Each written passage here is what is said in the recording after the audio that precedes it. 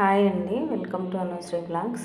జయ శ్రీనివాస భక్తులారా, తిరుమల తిరుపతి దేవస్థానం పరిధిలో జరిగే ఈ గరుడ సేవను మీరు ఎప్పుడైనా ప్రత్యేకంగా చూసారా?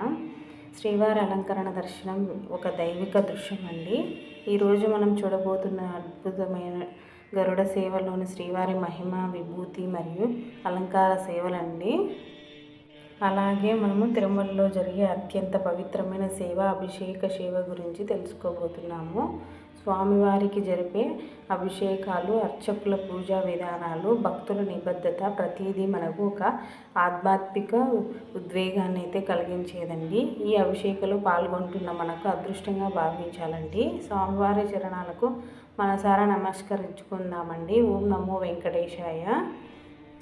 తిరుమలలో జరిగే అభిషేక సేవ భగవంతునికి ఆరాధనలో అత్యున్నతమైన స్థానం కలిగిన ఈ సేవ అండి. ఈ సేవలో పాలు, తేనె, గంధం వంటి పదార్థాలతో శ్రీవారికి అభిషేకం అయితే చేస్తారండి. ఇది కేవలం శరీర శుద్ధికే కాదండి, మనసుకు కూడా పవిత్రతను తీసుకువెళ్ళే సాధనం అండి. ఇది చూస్తుండగానే మన హృదయం అయితే కరిగిపోతుందండి. శ్రీవారి మూర్తిపై అభిషేకం జరుగుతున్న ప్రతి ముక్కు నోటితో భక్తిని చూపిస్తుందండి. ఈ మంత్రోచ్చారణ మధ్య ఈ పూజారుల తపస్సు, ఈ క్షణాలు మనం జీవితంలో మర్చిపోలేని భావోద్వేగాలను అయితే మనకు గురి చేస్తాయండి. ఈ అభిషేక సేవకు ఒక యుగానికే కాదండి, శతాబ్దాలుగా వేలాది మంది భక్తులు ఈ సేవను అయితే వీక్షించి పుణ్యం అయితే పొందుతారండి. పురాణాలలో అభిషేక సేవ గురించి చాలా వర్ణనలు అయితే ఉన్నాయండి. ఈ సేవ భగవంతుడు భక్తులను అంగీకరిస్తాడని ఈ విశ్వాసం అండి.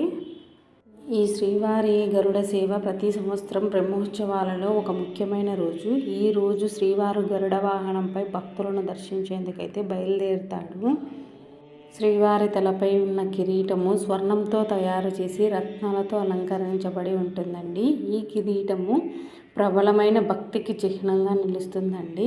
శ్రీదేవి, భూదేవిలు ఎంతో అందంగా అలంకరించబడి కంచుకాలతో, నగలతో అలంకరింపబడి అయితే మనకు దర్శనమిస్తున్నారండి.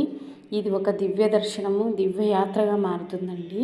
ఈ అలంకారంలో కనిపించే ప్రతి నగ, ప్రతి పుష్పము ఓ అర్థం కలిగినదే అండి. వాటి ప్రాచీన ఆధ్యాత్మిక చరిత్ర ఉంటుంది.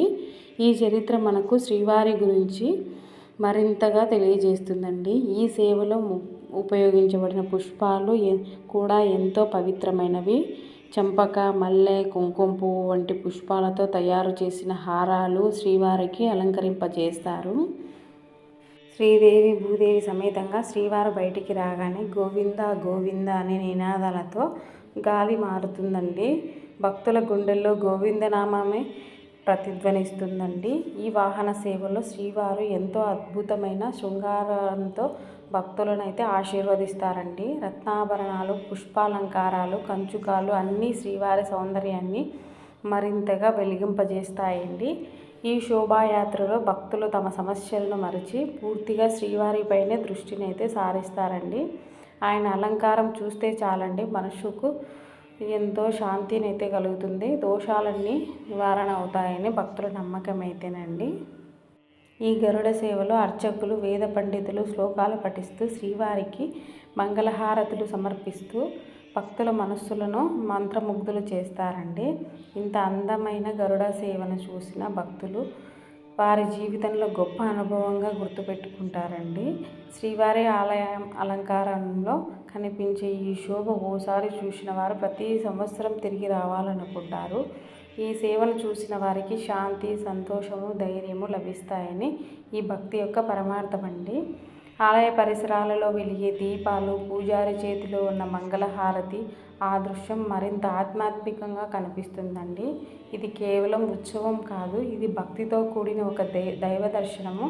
ఒకసారి చూడగానే ఆ దృశ్యము జీవితాంతం మన మనసులో నిలిచిపోతుందండి. ఈ దివ్యమైన గరుడ వాహన సేవ మీకు కూడా తీసుకువచ్చేందుకు అనుశ్రీ బ్లాగ్స్ని అయితే రూపొందించిందండి. మీకు నచ్చితే అయితే లైక్ చేయండి, షేర్ చేయండి. అనుశ్రీ బ్లాగ్స్ని అయితే సబ్స్క్రైబ్ అయితే చేయండి.